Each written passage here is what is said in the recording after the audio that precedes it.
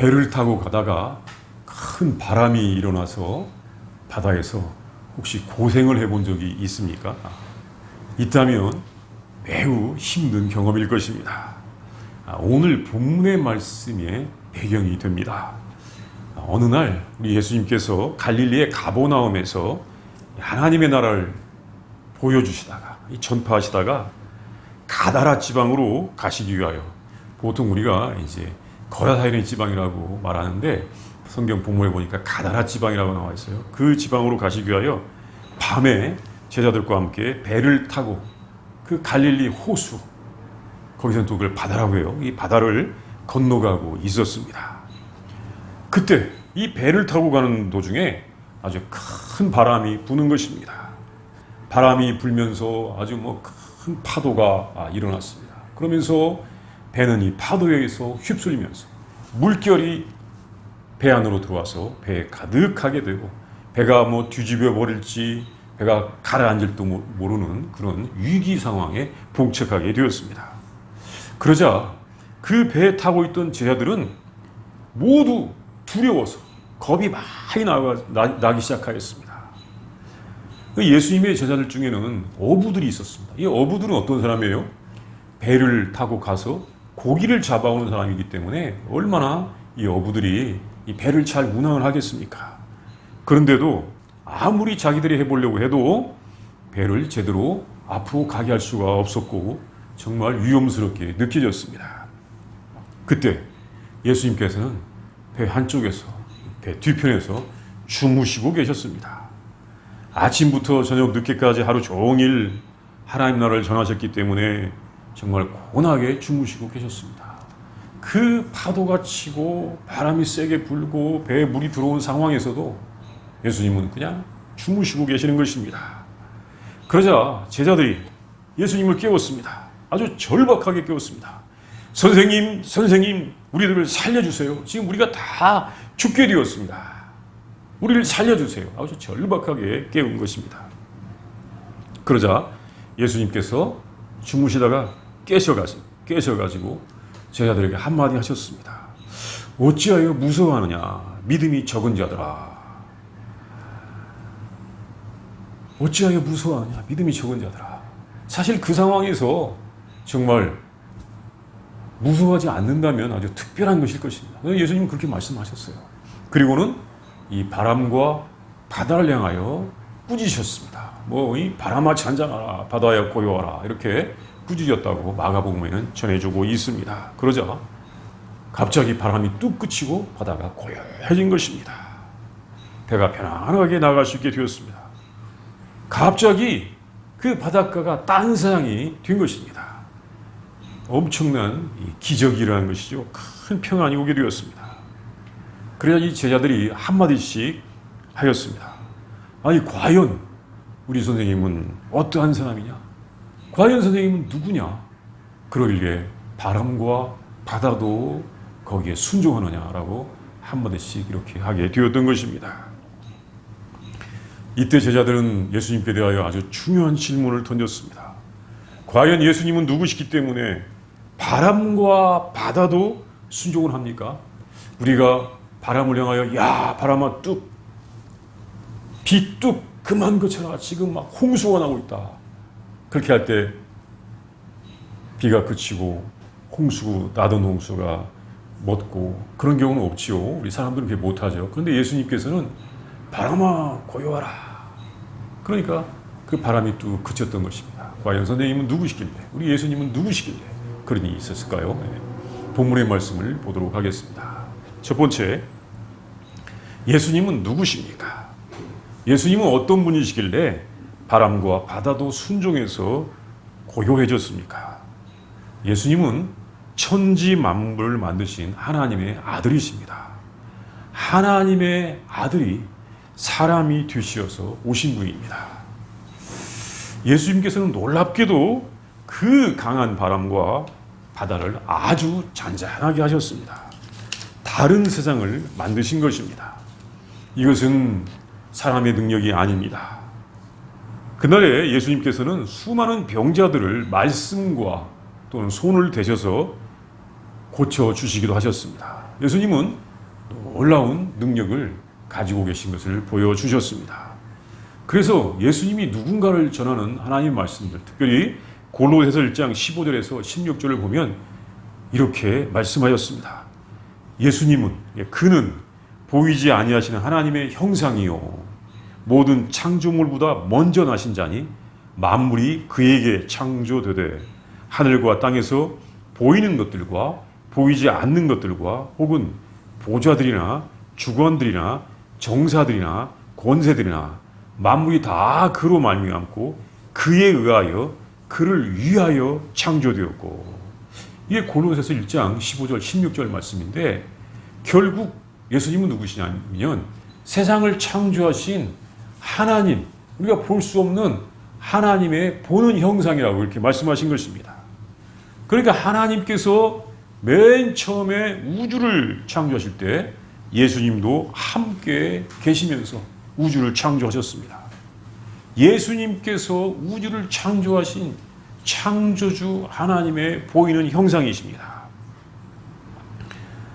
요한복음 3장 16절에서는 하나님이 세상을 이처럼 사랑하사 독생자를 주셨다라고 말씀하셨는데, 예수님은 천지 만물을 만드신 하나님의 아들이십니다. 세상을 만드셨으니까 어떻게 돼요? 세상의 주인이십니다.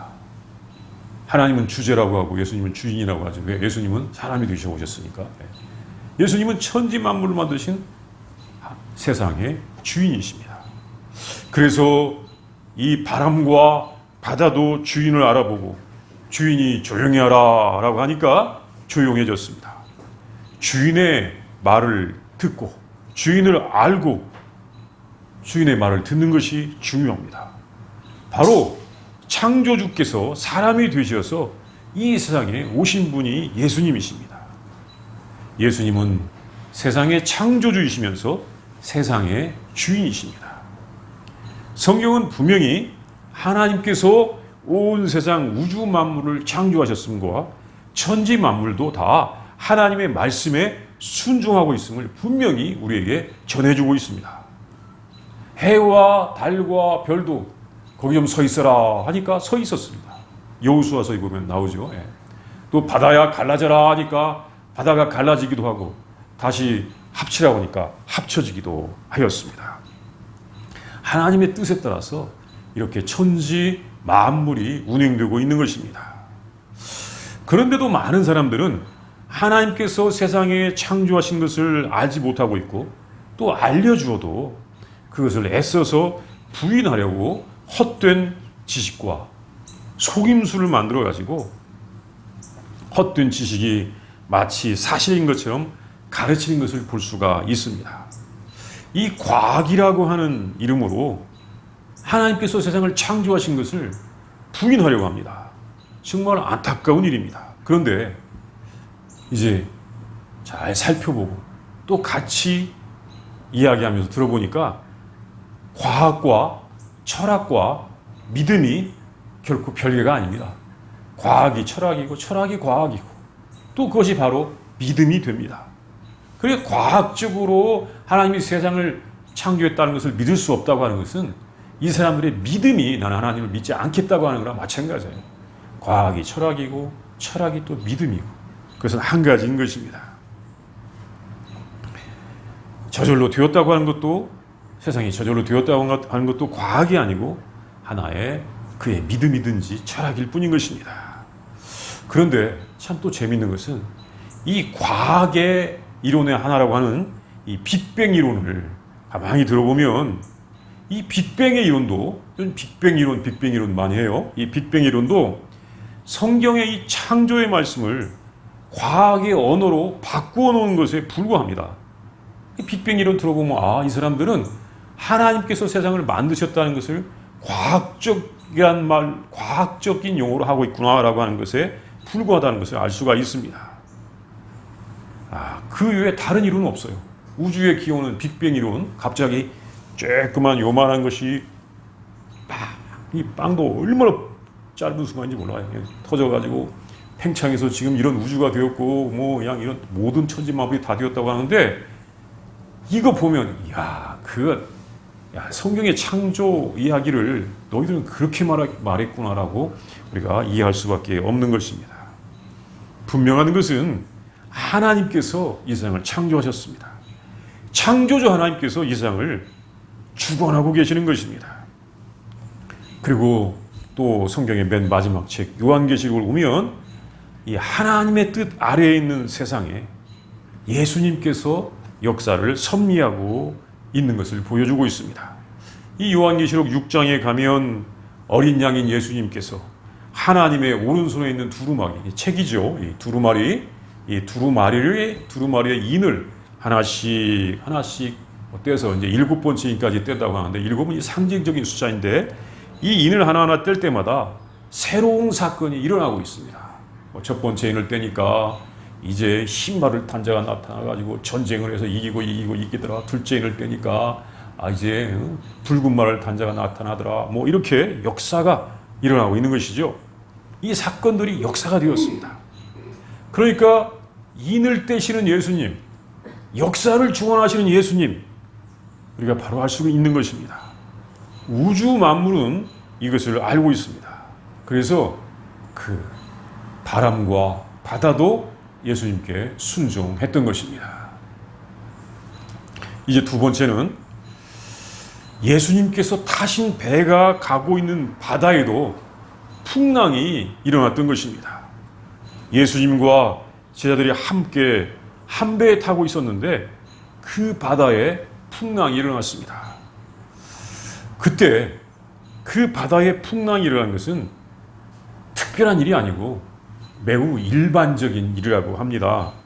그 바다의 이 모양, 지형, 땅의 모양이 그렇게 밤에는 큰 바람이 일어나도록 되어 있다는 것입니다.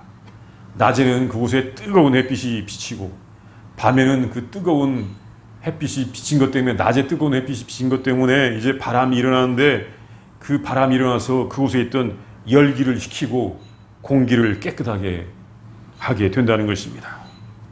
이렇게 그쪽에 밤에 바람이 부는 것은 일반적인 현상, 늘 하는 현상입니다. 예수님께서 배를 타시고 가시는 그날에도 그것은 예외가 아니었습니다. 보통 밤에 바람이 부는데 그날 또 불었습니다. 그런데 제자들이 두려워하니까 예수님께서 그것을 잠잠하게 하신 것입니다. 기적이죠. 우리는 이 기적을 보면서 예수님께서는 이렇게 일반적인 현상, 일반적인 과정 중에 기적을 일으키는 것을 볼 수가 있습니다. 우리가 예수님의 부름을 받고 하나님의 나라를 향하여 가는 중에 이 땅에 여러 가지 일들이 계속해서 일어나고 있습니다. 우리가 하나님의 나라를 향하여서 예수님과 함께 가고 있기 때문에 아무런 일이 일어나지 않고 예수님과 함께 가면 처음부터 평화롭게 간다라고 생각하면 그것만은 아닙니다. 갈릴리 바다에 돌풍이 불어서 그 지역의 뜨거움이 식어지는데 그것이 밤에 배를 타고 간 사람에게는 어려움이 되었듯이 아담과 하와가 타락한 이래 이 세상에는 여러 가지 현상들, 바람도 불고 때로 어렵게 보이는 현상들이 일어나고 있습니다.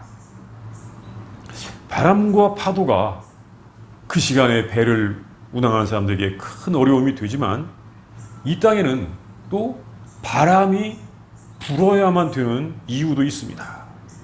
바람이 불어야 돼요. 그렇죠? 바람은 불어야 됩니다. 바람이 부는 이유는 또 바람이 처음 불기 시작했던 것은 인간들의 죄악들 때문에 있었던 대홍수 사건, 노아의 홍수 사건이 있었기 때문입니다. 그 이후에 바람은 붑니다. 그전에는 바람이 없었다고 합니다. 요즘 우리 인류에게 큰 어려움을 주고 있는 코로나 바이러스라든가 또는 기상이변, 이 기후 문제로 인한 기상이변, 이것은 왜 일어났을까?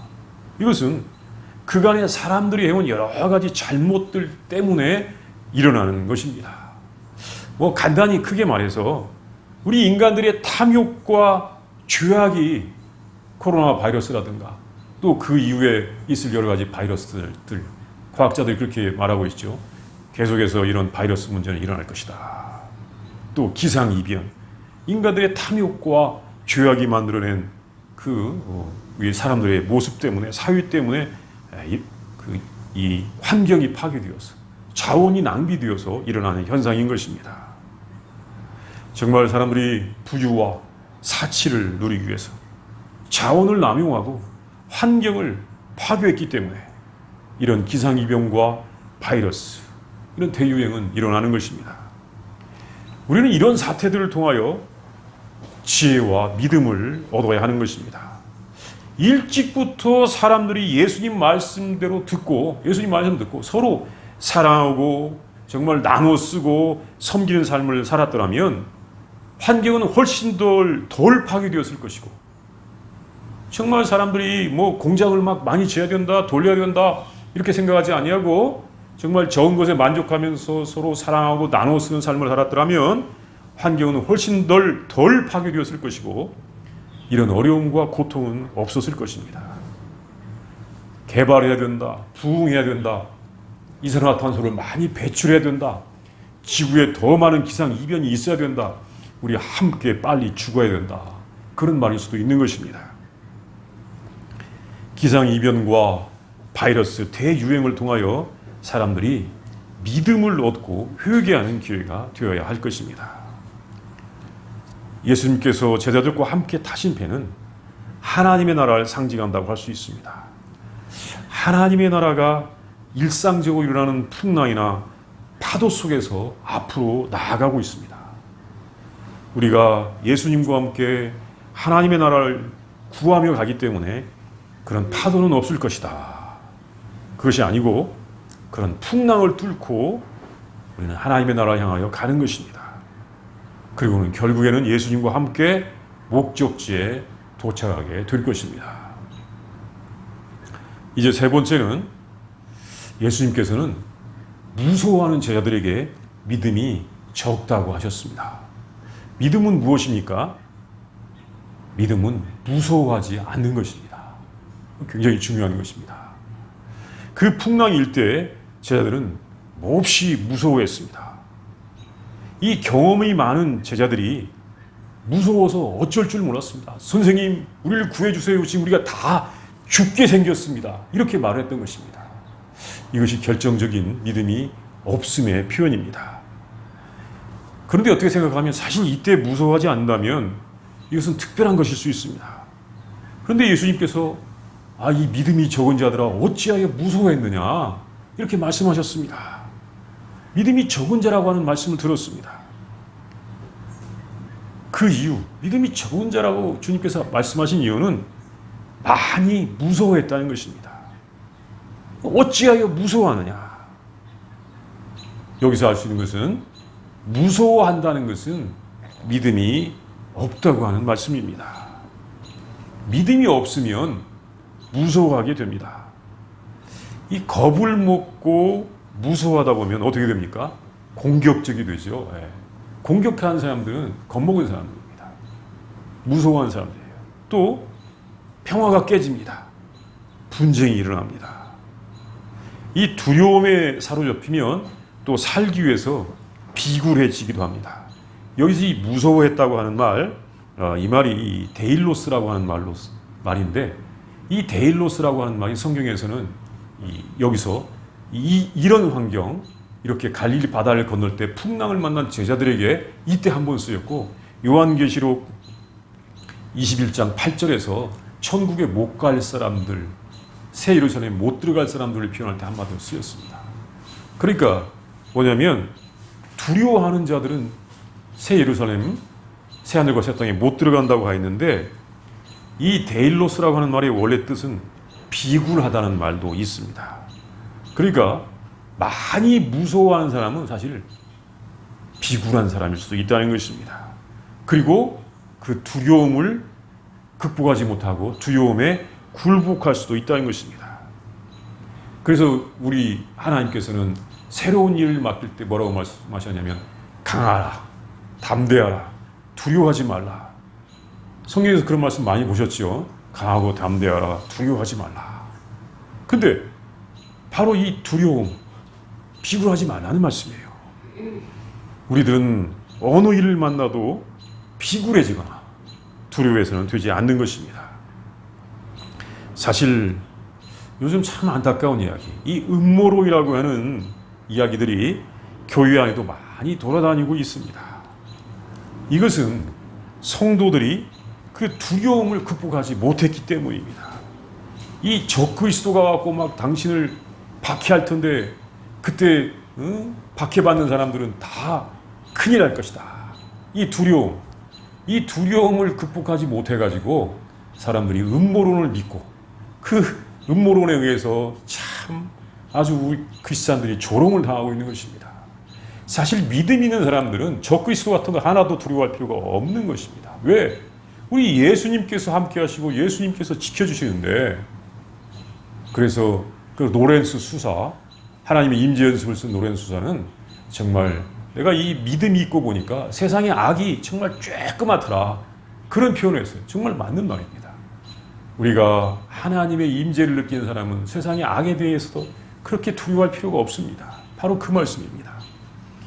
정말 음모론이 교회에서 이렇게 많이 돌아다니고 있는 것은 사람들이 두려움을 극복하지 못했기 때문에 교회 안에 발을 붙인 것입니다. 혹시 믿음이 두려움에서 시작하였을 수도 있지만 그 두려움을 극복하는 것이 믿음인데, 아직도 두려움에 붙잡혀 있는 것은 음모론에 속아 넘어가는 결과가 되는 것입니다. 안타까운 일입니다. 믿음은 예수님과 함께라면 절대 안전하다는 것을 아는 것입니다. 어차피 풍랑은 일어날 수도 있습니다. 바이러스가 또 생길 수도 있습니다. 그런데 주님은 가시기로 결정을 하셨습니다. 잘 도착하실 것이라고 하는 뜻이 있습니다. 바람은 바람의 역할을 하고 파도는 파도의 역할을 하고, 그럼에도 예수님과 제자들은 잘 도착할 것이라고 하는 그런 뜻이 있는 것입니다. 때로 예수님께서는 제자들을 그렇게 풍랑이 일어나는 바다로 한 번씩 데려가시는 것 같습니다. 한 번쯤은 풍랑을 경험하게 하시는 것 같습니다. 이것은 이 세상에 죄악이 관영하다는 것을 한번 깨달게 하시는 것인지도 모릅니다. 그래서 우리들이 더 평화를 추구하고 하나님 나라를 더 강하게 구하라고 하시는 것인지도 모르겠습니다. 또 신앙의 선조들도 다 이런 풍랑, 두려움을 다 경험했습니다. 아브라함도 이런 두려움을 애굽에서 경험했었죠. 또 다윗도 정말로 광야에서 얼마나 많은 그 두려움과 위협을 경험했습니까? 다니엘도 여러 번 위기가 있었습니다. 사자굴 속에 던져지기도 했었습니다. 그러나 우리 주님의 자녀들은 언제나 주 날개 밑은 안전하다는 것을 알아야 하고 또 알고 있었던 것입니다. 하나님은 이렇게 말씀하셨습니다. 특별히 시편 92편, 이 시편 92편이 우리에게 정말 그런 말씀을 많이 주고 있는데, 시편 92편 2절에 보면 나는 여호와를 향하여 말하기를 그는 나의 피난처시요 나의 요새시요 내가 의뢰하시는 하나님이라 하리니, 또 9절에서 11절에 보면 내가 말하기를 여호와는 나의 피난처시라 하고 지존자를 나의 거처로 삼았으므로 화가 내게 미치지 못하며 재앙이 내 장막에 가까이 오지 못하리니 그가 너를 위하여 그의 천사들을 명령하사 내 모든 길에서 너를 지키게 하심이라. 우리 하나님을 피난처요 요새로 삼은 분들에게는 정말 하나님께서 다 지켜주시고 보호하신다고 하는 것을 우리에게 알려주고 있는 말씀입니다. 하나님과 함께한 삶, 예수님과 동행한 삶은 안전하는 것입니다. 우리는 하나님께 부름을 받고 하나님과 함께하면서 정말 절대 안전하다는 것을 느껴야 됩니다. 왜냐하면 예수님께서 우리의 절대적인 피난처이시기 때문에 어떤 파도나 또는 위협이나 또는 어떤 공포가 온다 할지라도 우리 주님께서 우리를 안전하게 하나님의 나라에 다 도착하도록 인도하여 주실 것입니다. 우리들에게 두려움을 극복하고 정말 참다운 믿음으로 우리 주님과 동행함으로 정말 하나님의 나라에 도착하는 그런 참다운 믿음이 있기를 바랍니다. 우리 함께 기도하겠습니다. 먼저 묵상합니다. 배를 타고 가는데 엄청난 바람이 불고 파도가 입니다. 그냥 바닷속에 빠질 것 같지만 주님 편안하게 주무십니다. 주님 우리에게 말씀하시는 것은 이 상황에서도 두려워하지 말라는 것입니다. 우리는 안전하게 하나님의 나라의 목적지에 도달할 것이라고 하는 것을 주님께서 말씀해 주십니다. 우리 참 파도가 일고 바람이 부는 그 속에서도 우리 주님과 함께 항해하고 있는 우리의 모습을 한번 상상해 보도록 하겠습니다.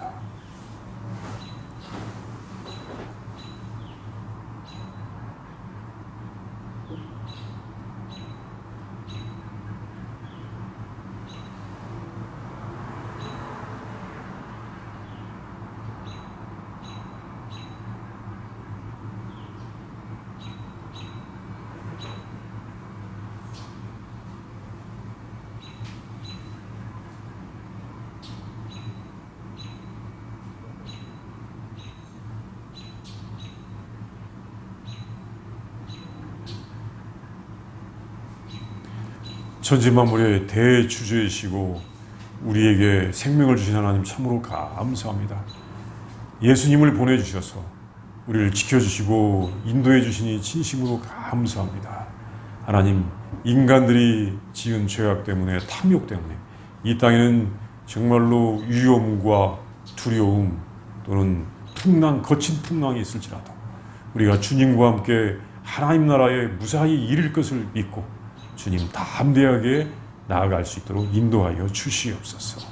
주님, 우리가 두려움을 극복하는 믿음, 어떤 두려움도 극복하고 우리 예수님과 함께 동행하는 믿음, 그 믿음을 허락하여 주시옵소서. 주님, 여러 가지 위협 속에서도 우리가 두려워하지 않고 감사하며 나아가게 하여 주시옵소서. 예수님의 이름으로 기도합니다. 아멘.